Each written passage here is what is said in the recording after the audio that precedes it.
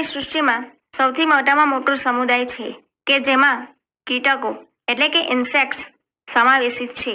પૃથ્વી પર નામકરણ કરેલ એટલે કે ઓળખાયેલ બધી જાતિઓ પૈકી 2/3 ભાગ કરતાં પણ વધારે સંધિપાત સમુદાયની જાતિઓ છે. તેઓ અંગતંત્ર સ્તરીય આયોજન ધરાવે છે. તેઓ દ્વિપાર્શ્વ સંમિતિ, ત્રિગર્ભસ્તરીય, ખંડયુક્ત અને દેહકોષ્ઠધારી પ્રાણીઓ છે. સંધિપાત સમુદાયના પ્રાણીઓના શરીર કાઇટિનના બનેલા બહિકંકાલથી આવૃત છે. શરીર એ શીર્ષ એટલે કે હેડ, ઉરસ એટલે કે થોરેક્સ અને ઉદર એટલે કે એબ્ડોમેન ધરાવે છે. તેઓ સાંધાવાળા ઉપાંગો એટલે કે અર્થસ જોઈન્ટ અથવા સાંધા, પોડા, એપેન્ડેજન્સ એટલે કે ઉપાંગો ધરાવે છે. શ્વસનાંગ તરીકે ઝાલરો એટલે કે જીલ્સ, ઝાલરપોથી એટલે કે બુકચીલ્સ, ફેફસાપોથી એટલે કે બુકલંગ્સ કે શ્વસન નલિકા તંત્ર એટલે કે ટ્રેક્લર સિસ્ટમ છે અને ખુલ્લા પ્રકારનું રુધિરાભિસરણ તંત્ર છે. સ્પર્શકો એટલે કે એન્ટેના, આંખો, સંયુક્ત કે સાદી, સ્થિતકોષ્ઠ અને સમતોલન અંગ એટલે કે સેટોસાઇટ્સ, બેલેન્સ ઓર્ગન જેવા સંવેદન અંગો આવેલા છે. માલપિત્તીય નલિકાઓ દ્વારા ઉત્સર્જન થાય છે. તેઓ મુખ્યત્વે એકલિંગી એટલે કે દ્વિગુહી છે. ફલન સામાન્યતઃ અંતઃ ફલન છે. તેઓ મહદ અંશે અંડપ્રસવી એટલે કે ઓવિપેરસ છે. વિકાસ સીધો એટલે કે ડાયરેક્ટ અથવા પરોક્ષ એટલે કે ઇનડાયરેક્ટ. ઉદાહરણો: આર્થિક રીતે ઉપયોગી કીટકો એટલે કે ઇન્સેક્ટ્સ, મધમાખી એટલે કે એપિસ હનીબી, રેશમના કીડા એટલે કે બોમ્બર સિલ્કવર્મ, લાખ આપતા કીટક એટલે કે લેટિફેર લેક ઇન્સેક્ટ, વાહકો એટલે કે વેક્ટર્સ, એનાફિલિસ, ક્યુલેક્સ અને એડિસ વગેરે મચ્છરો એટલે કે મોસ્કીટો. ટોળામાં રહેતા પાક માટે હાનિકારક કીટકો એટલે કે ગેગરિયસ પેસ્ટ, ટીડ એટલે કે લોકોસ્ટા, લોકસ્ટ, જીવંત અશ્મિ એટલે કે લિવિંગ ફોસિલ, કિંગ ક્રેબ એટલે કે લિમુલુસ કિંગ ક્રેબ. સમુદાય મૃદુકાય, મોલુસ્કા આ બીજા નંબરનો મોટો પ્રાણી સમુદાય છે. મૃદુકાય પ્રાણીઓ સ્થળજ કે જલજ એટલે કે ખારા કે મીઠા પાણીના અંગતંત્ર સ્તરીય આયોજન ધરાવે છે. તેઓ દ્વિપાર્શ્વીય સંમિતીય, દ્વિગર્ભસ્તરીય અને દેહકોષ્ઠધારી પ્રાણીઓ છે. શરીર કેલ્શિયમ કાર્બોનેટ એટલે કે કલ્કેરિયસના કવચથી આવૃત અને ખંડવિહીન, સ્પષ્ટ શીર્ષ, સ્નાયુલ પગ અને અંતરંગ કદુક કે ખૂંદ એટલે કે વિસ્ક્રેલ હમ્પ નું બનેલ છે. ત્વચાનું કોમળ અને વાદળી સદસ્ય સ્તર એ અંતરંગ કદુકની ફરતે પ્રાવરણ એટલે કે મેન્ટલ પ્રાવાર આવરણ બનાવે છે. કદુક એટલે કે ખંદ અને પ્રાવરણ વચ્ચેના અવકાશને પ્રાવર ગુહા કહે છે કે જેમાં શ્વસન અને ઉત્સર્જન જેવા કાર્યો ધરાવતી પીંછા જેવી ઝાલરો આવેલી છે. અગ્રભાગે શીર્ષ પ્રદેશ સંવેદી સૂત્રાંગો ધરાવે છે. મુખ કરવત જેવું એટલે કે રેસ્પિંગ અંગ ધરાવે છે જેને રેત્રિકા એટલે કે રેડ્યુલા કહે છે. તેઓ સામાન્યતઃ દ્વિગુહી અને પરોક્ષ વિકાસ ધરાવતા અંડપ્રસવી પ્રાણીઓ છે.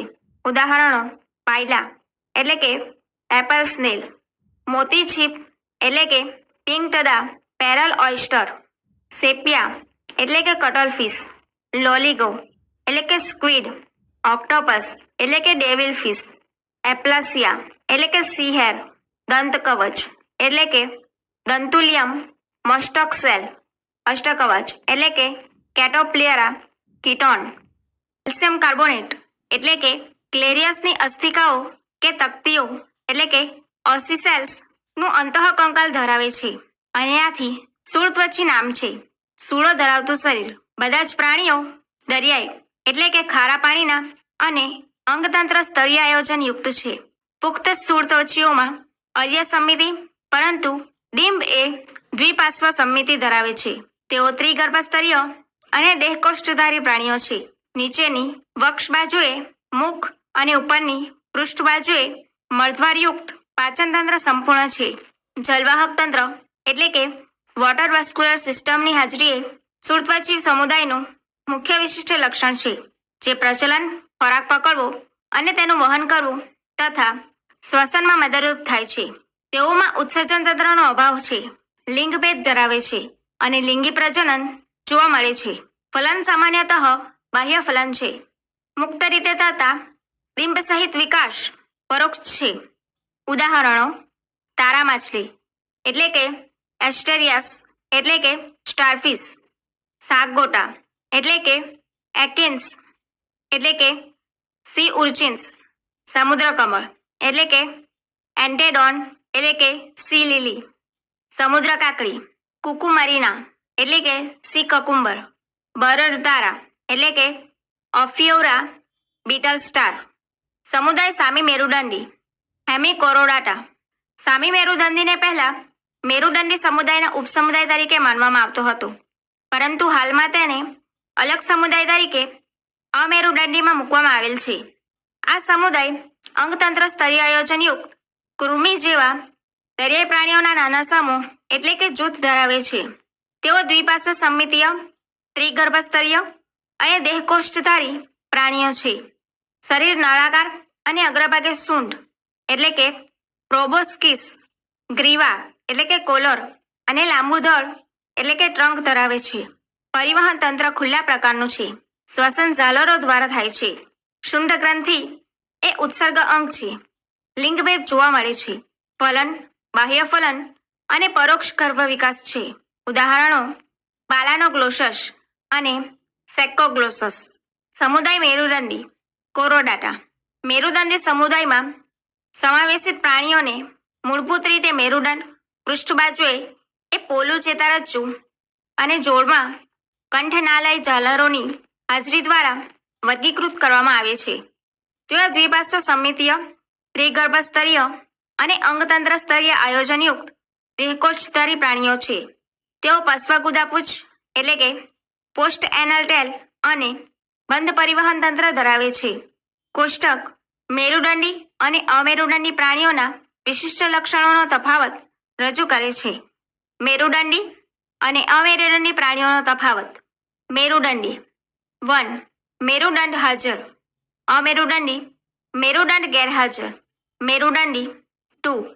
મધ્યસ્થ ચેતાતંત્ર પૃષ્ઠ પોલું અને એકવળું. અમેરુદંડી મધ્યસ્થ ચેતાતંત્ર વક્ષ, નક્કર અને બેવડું. મેરુદંડી 3. જીવનના કેટલાક તબક્કામાં ઝાલરફાટો હાજર અને કંઠનાળી ઝાલરફાટો દ્વારા છિદ્રાળુ બને છે. અમેરુદંડી ઝાલરફાટો ગેરહાજર. મેરુદંડી 4. હૃદય વક્ષ બાજુએ. અમેરુદંડી હૃદય પૃષ્ઠ બાજુએ જો હોય તો. મેરુદંડી 5. પશ્વગુદા પૂછ હાજર. અમેરુદંડી પશ્વગુદા પૂછ ગેરહાજર. મેરુદંડી સમુદાયને 3 ઉપસમુદાયોમાં વિભાજિત કરવામાં આવે છે. પુચ્છ મેરુદંડી યુકોરોડાટા કે કંચુક મેરુદંડી ટેનિકેટ. શીર્ષ મેરુદંડી એટલે કે સેકલોકોરોડાટા પૃષ્ઠવંશી એટલે કે વર્તબાટા. પુચ્છ મેરુદંડી અને શીર્ષ મેરુદંડી ઉપસમુદાયો ઘણીવાર આદિ મેરુદંડીઓ એટલે કે પ્રોકોરોડાટાસ તરીકે ઉલ્લેખાય છે, તેમજ સંપૂર્ણ રીતે દરિયાઈ છે. પુચ્છ મેરુદંડીઓમાં મેરુદંડ ફક્ત ડિંભીય પૂંછડીમાં હાજર હોય છે, જ્યારે શીર્ષ મેરુદંડીઓમાં મેરુદંડ સમગ્ર જીવનકાળ દરમિયાન એટલે કે આજીવન શીર્ષની પુચ્છ સુધી વિસ્તરેલ હોય છે. ઉદાહરણો: પુચ્છ મેરુદંડી એસિડિયા, સાલ્પા, ડોલિયોલમ. શીર્ષ મેરુદંડી બ્રોકિયોસ્ટોમા એટલે કે એમ્ફિયોક્સ ઓર લેન્સેલેટ. પૃષ્ઠવંશી ઉપસમુદાયના સભ્યો ગર્ભકાળ દરમિયાન મેરુદંડ ધરાવે છે. મેરુદંડ એ પુખ્તાવસ્થાએ કાસ્થિમય કે અસ્થિમય કરોડ સ્તંભ એટલે કે વર્ટેબલ કોલમમાં રૂપાંતર પામે છે. આથી બધા પૃષ્ઠવંશીઓ એ મેરુદંડીઓ છે, પરંતુ બધા મેરુદંડીઓ એ પૃષ્ઠવંશીઓ નથી. મેરુદંડીના પાયાના લક્ષણો ઉપરાંત પૃષ્ઠવંશીઓ વક્ષ બાજુએ 2, 3 કે 4 કોટરયુક્ત સ્નાયુમય હૃદય, ઉત્સર્જન અને આશ્રુતિ નિયમન માટે મૂત્રપિંડ તથા જોડમાં પ્રચલન અંગો કે જે મીનપક્ષો એટલે કે ફિન્સ અથવા ઉપાંગો એટલે કે લિમ્બ્સ હોઈ શકે છે. પૃષ્ઠવંશી ઉપસમુદાયને ફરીથી નીચે પ્રમાણે વિભાજિત કરવામાં આવે છે. પૃષ્ઠવંશી વિભાગ: હનુવિહીન, જડબાનો અભાવ, હનુધારી, જડબા ધરાવે. વર્ગ 1 ચુસમુખા. ઉપરી વર્ગ મત્સ્ય મીન પક્ષો ધરાવે. ચતુષ્પાદ ઉપાંગો ધરાવે. 1 વર્ગ 1 કાસ્થિમત્સ્ય 2 અસ્થિમત્સ્ય. વર્ગ 1 ઉભયજીવી 2 સરીસૃપ 3 વિહંગ 4 સસ્તન. ચોખ્ખા વર્ગના બધા જીવંત સભ્યો કેટલીક માછલીઓ પર બાહ્ય પરજીવીઓ એટલે કે એક્ટોપેરાસાઇટ્સ છે. તેઓના શરીરમાં શ્વસન માટે 6 to 15 જોડ ઝાલરફાટો ધરાવે છે. ચુસમુખા એ ચૂસક પ્રકારનું અનુવિહીન કે જળબાહવિહીન એટલે કે અગંધા ઓર જોસ લેક્સ ગોળાકાર મુખ ધરાવે છે. તેઓના શરીર ભીંગડા એટલે કે સ્કેલ્સ અને યુગ્મ મીન પક્ષો ધરાવતા નથી. ખોપરી એટલે કે ક્રેમિયમ અને કરોડસ્તંભ કાસ્થિમય છે. બંધ પ્રકારનું પરિવહન તંત્ર છે. ચુસમુખા એ દરિયાઈ છે, પરંતુ અંડજનન એટલે કે સ્પેવિંગ જળચર પ્રાણીઓના ઈંડા મૂકવાની ક્રિયા મીઠા પાણીમાં કરે છે. અંડજનન બાદ થોડાક દિવસોમાં તેઓ મૃત્યુ પામે છે. તેમના ડીંભ રૂપાંતરણ પછી દરિયામાં પાછા ફરે છે. ઉદાહરણો લેમ્પ્રી એટલે કે પેટ્રોમાઇઝોન અને હેગફિશ એટલે કે માઇસાઇન. વર્ગ કાસ્થિમય. ક્રોન્ડિક થાયસ. તેઓ ધારારેખીય એટલે કે પ્રવાહને અનુકૂળ રચના અને કાસ્થિમય અંતઃકંગાલ ધરાવતા દરિયાઈ પ્રાણીઓ છે. મુખ અગ્ર વર્ષા બાજુએ સ્થિત છે. કરોડ સ્તંભ આજીવન સ્થાયી છે. ઝાલર ફાટો એટલે કે જીલ સ્લિટ્સ અલગ અને ઝાલર ઢાંકણ એટલે કે ઓપર કલમ વગરની છે. ત્વચા ચીકણી અને કઠણ તેમજ સૂક્ષ્મ પ્લેકોઇડ ના ભીંગડા ધરાવે છે. દાંત એ પ્લેકોઇડ ભીંગડાનું રૂપાંતરણ છે કે જેઓ પાછળની દિશામાં વળેલા છે. તેઓ અનુધારી કે જડબાધારી એટલે કે ગ્રોન્થોસ્ટોમાટા ઓર જોસ બિયર્સ છે. તેમના જડબા ખૂબ જ મજબૂત છે. તેઓ બીજા પ્રાણીના શિકાર પર નભનારા એટલે કે પ્રેડાકોસ પ્રાણીઓ છે. પ્લવનાશયો કે વાતાશયોની ગેરહાજરી હોવા છતાં તેઓ ડૂબ્યા વગર સતત તરતા રહે છે. હૃદય દ્વિખંડી એટલે કે એક કણક એટલે કે એયુરિકલ અને એક ક્ષેપક એટલે કે વેન્ટ્રિકલ છે. તેમાંના કેટલાક વીજ અંગો દાખલા તરીકે ટોર્પિડો અને કેટલાક ઝેરી ડંખ દાખલા તરીકે ટ્રાયગોન ધરાવે છે. તેઓ સિદ્ધ રુધિરવાળા પ્રાણીઓ એટલે કે પોલિકિલોથર્મસ અસમતાપી છે એટલે કે તેઓમાં તેમના શરીરના તાપમાન નિયમનની ક્ષમતાનો અભાવ છે. લિંગભેદ જોવા મળે છે. નરમાં પૂંછ મીનપક્ષો એટલે કે પ્લેવિક ફિન્સ શ્રેણી કે નિતંબ મીનપક્ષો આંકડીઓ કે પકડ એટલે કે ક્લેસ્પર્સ ધરાવે છે. તેઓ અંતઃફલન દાખવે છે અને તેમાંના ઘણા ઓછા અપત્ય પ્રસવી એટલે કે વિવિપેરસ છે.